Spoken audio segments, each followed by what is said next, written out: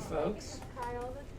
My name is Eric Rensberger. I am the MC for the next couple of hours.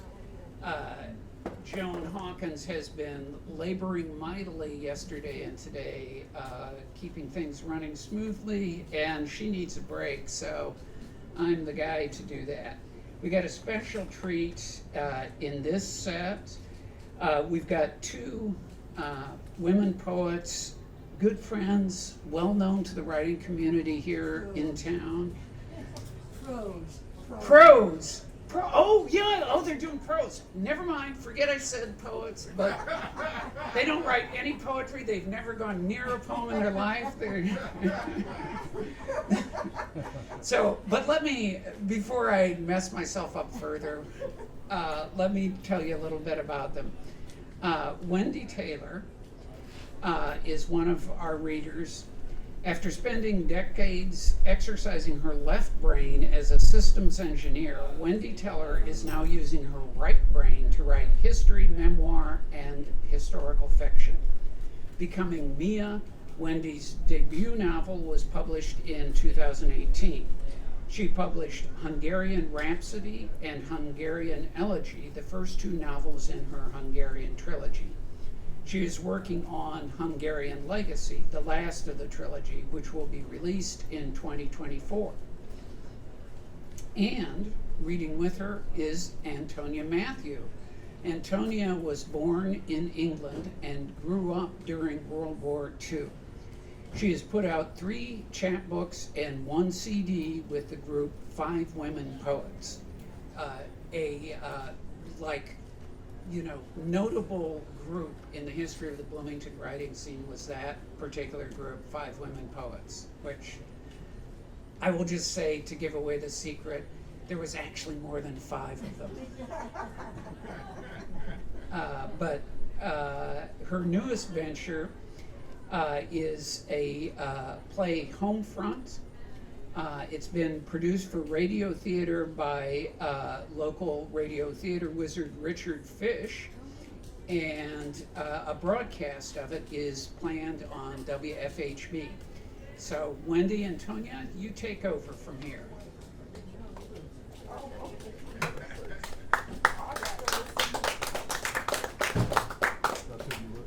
Hi there. I am going to read you a little scene from my novel, Becoming Mia. And what you need to know is that you can't hear me. Is that better? Okay, so I'm going to read you a scene from my novel, Becoming Mia. And this is a novel that takes place in the 1960s. The main character, Mia, is a young woman going to college. She just returned from her freshman year at college, which has not been particularly good, and is staying with her parents in Berkeley, California. Her high school buddy, Nick, has insisted that she go on an outing with him, and that's where this scene is. So summer of 1965. Nick had insisted that Mia join him for an outing on August 6th. Mia was leery. It was the 20th anniversary of the Hiroshima bombing, and Nick, being Nick, might be dragging her off to a peace demonstration. Mia had nothing against peace, but she hated these rallies. The speakers always said the atomic bomb caused war. They implied that her father, who had worked on the bomb, who spoke publicly every chance he got about the need for a nuclear arsenal. They implied that he was responsible. Sometimes they mentioned her father by name. But Nick had promised this outing had nothing to do with the bomb, and she really must come. So she agreed. Nick was at her door at 10. The morning fog had not burnt off yet, so Mia grabbed a sweater as she headed out the door. Glad you consented to come on this expedition. Nick steered her toward Cedar Street. You haven't told me where we're going. Down to the Santa Fe station. We going for a ride? Nope, we're going to stop a train. Mia stopped walking. What? Nick, a step ahead of Mia, turned towards her. There's a train of troops going through Berkeley sometime this morning, and we plan to stop it. Mia smiled. Just like Bill Grogan's goat? Mia started singing. Bill Grogan's goat was feeling fine, ate 3 red shirts right off the line.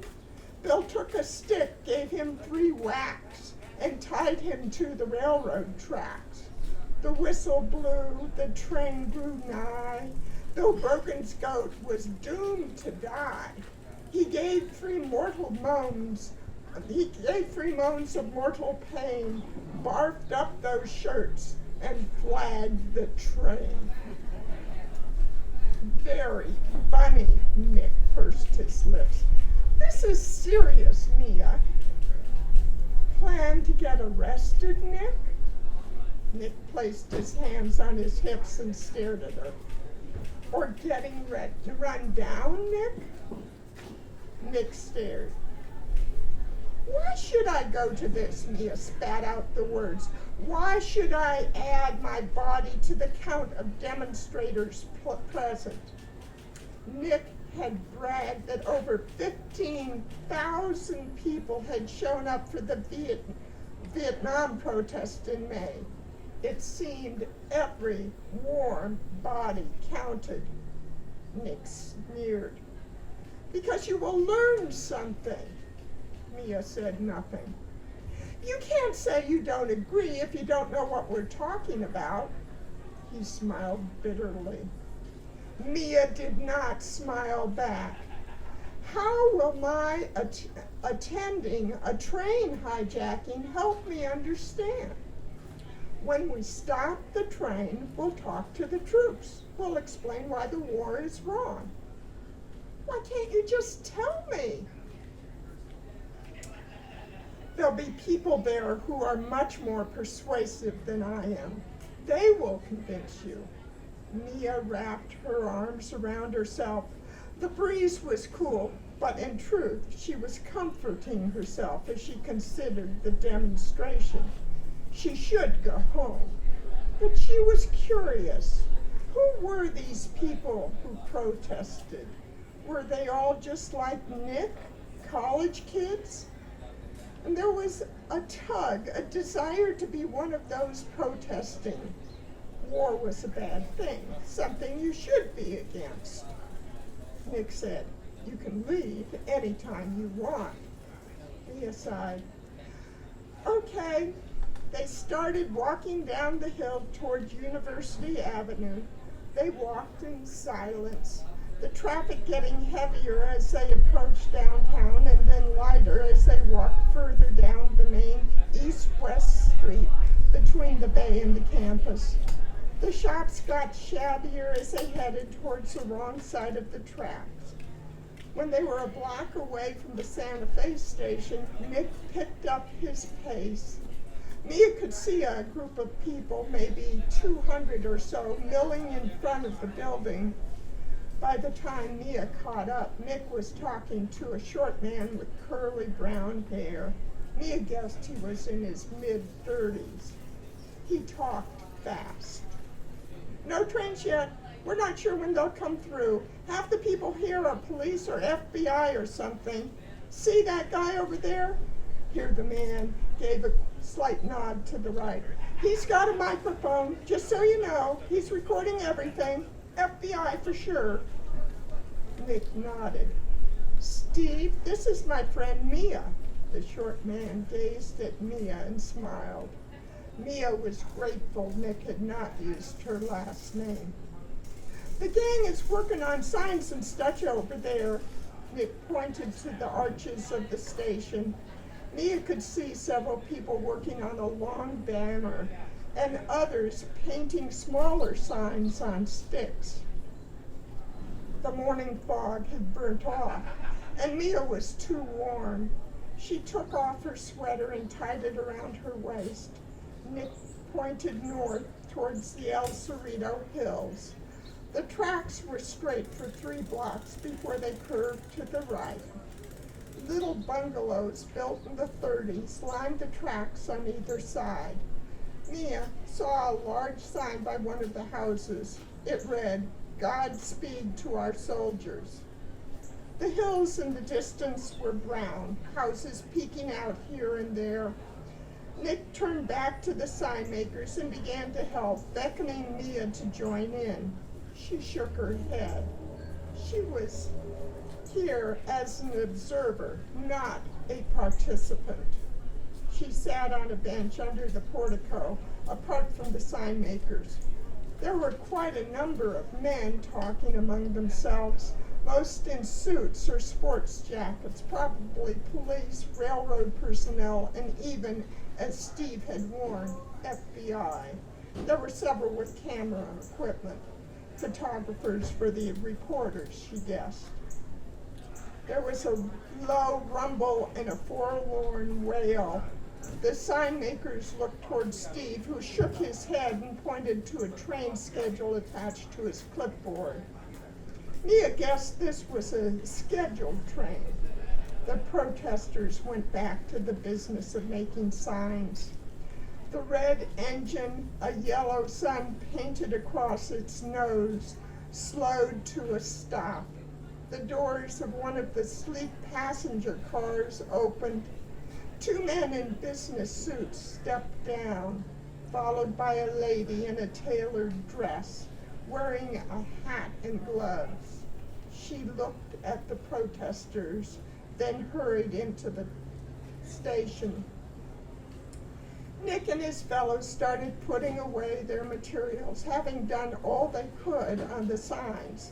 They milled around, talking quietly.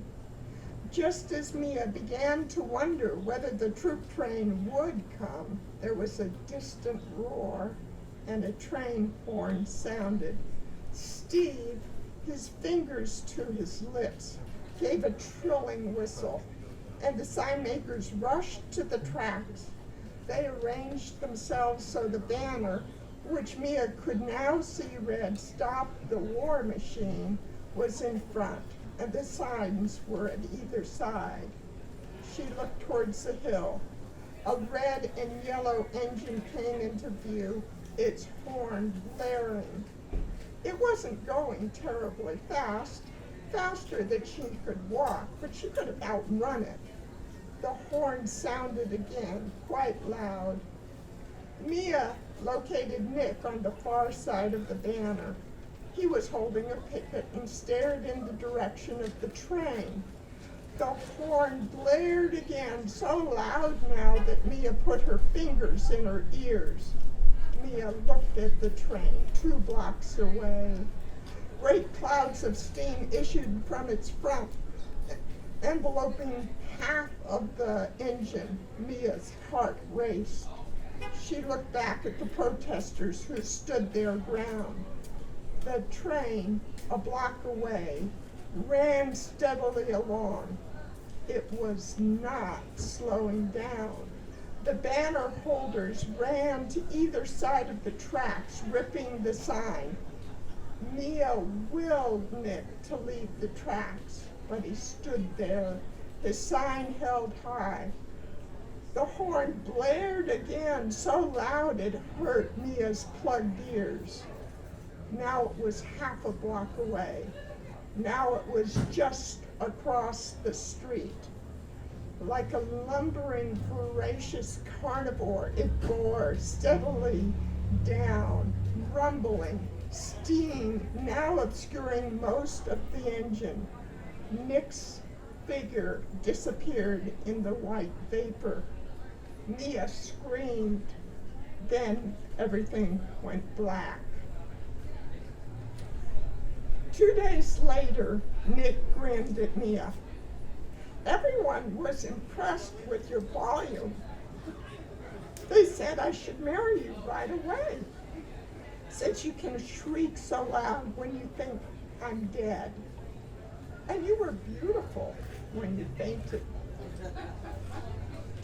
I'll leave it there.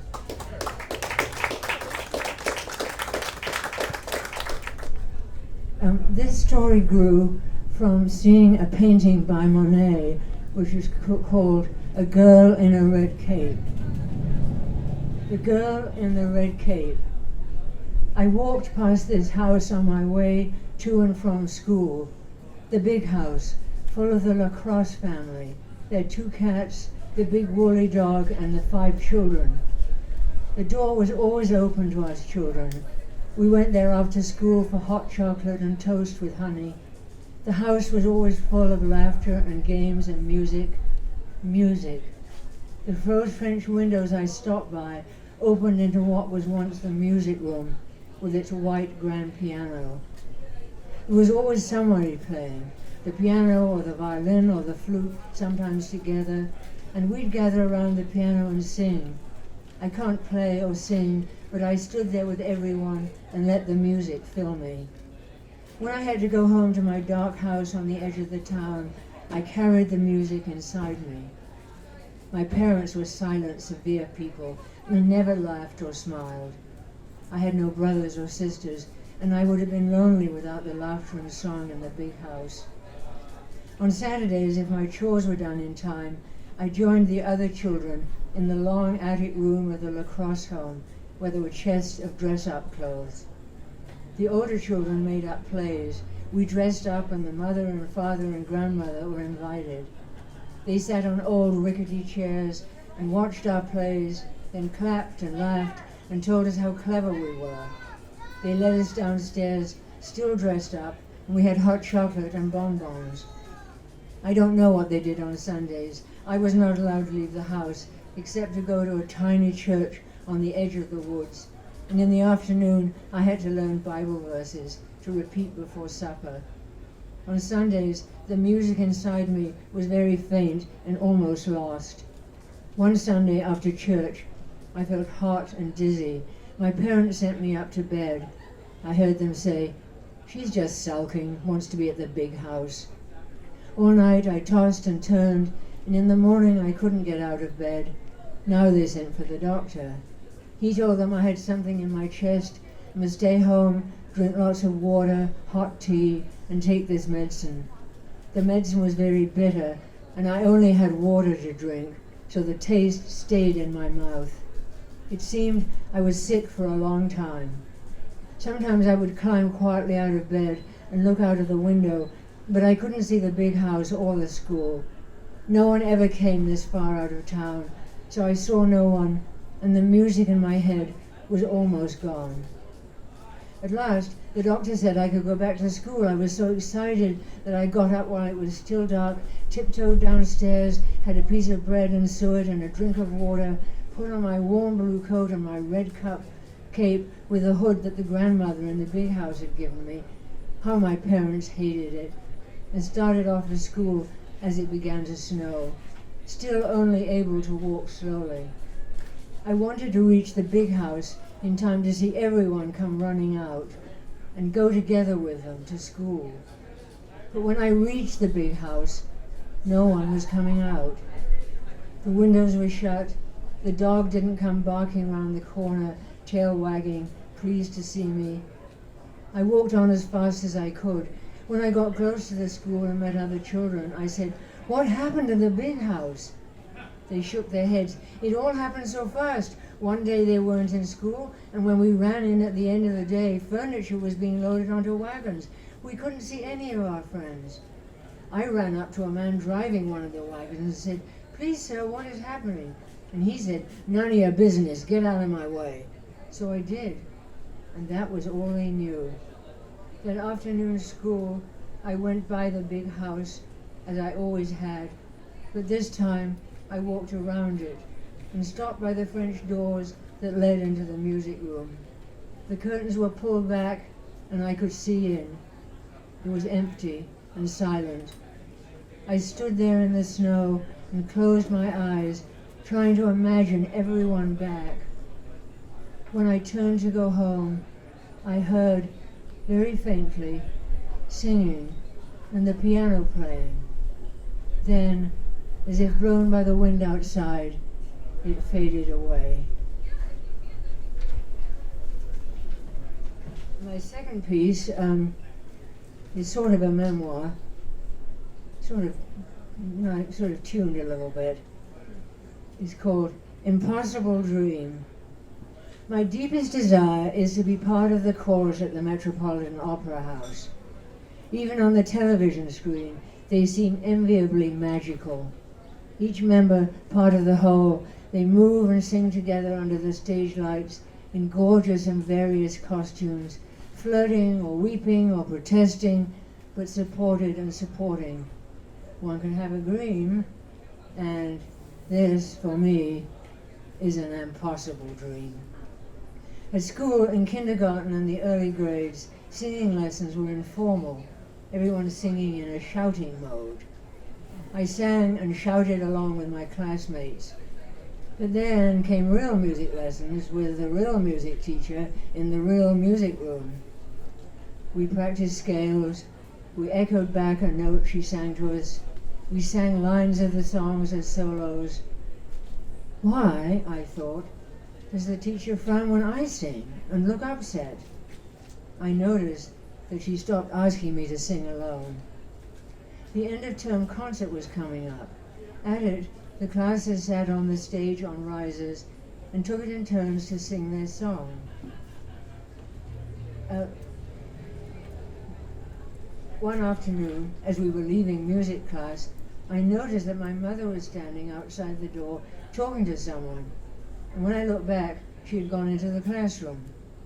Why, I thought. I discovered at supper.